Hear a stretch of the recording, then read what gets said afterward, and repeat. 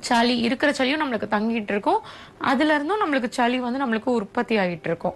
Seal பிடிச்ச மாதிரி நம்மளுக்கு இருக்கும். இது மாதிரி ப்ராப்ளம் இருக்கிறப்போ நம்மளுக்கு மூச்சு திணறல் ஏற்படும், வீசிங் வந்து ஏற்பட ஆரம்பிக்கும். அப்போ நம்ம எடுக்கக்கூடிய மூலிகை மருந்துகள் பார்த்தீங்க அப்படின்னா, ஒரு சிற்றரத்தையா இருக்கட்டும், ஒரு திப்பிலியா இருக்கட்டும், இது மாதிரியான மருத்துவம் பண்றப்போ, இது மாதிரியான மூலிகை மருந்துகளை வச்சு நம்ம தொடர்ந்து நம்ம எடுக்கிறப்போ என்ன ஆகும்னா, ஆடாதோட இலை இது மாதிரிலாம் இருக்கு பார்த்தீங்களா, எதையோ நம்ம வச்சு கஷாயம் மாதிரி எடுக்கிறப்போ அது என்ன பண்ணுதுன்னா, உள்ளுக்குள்ள இருக்கக்கூடிய திசுக்களையும் அலர்ஜி லெவலையும் நம்மளுக்கு வந்து இனிஷியல் ஸ்டேஜில் நம்மளுக்கு சரி பண்ண ஆரம்பிக்குது.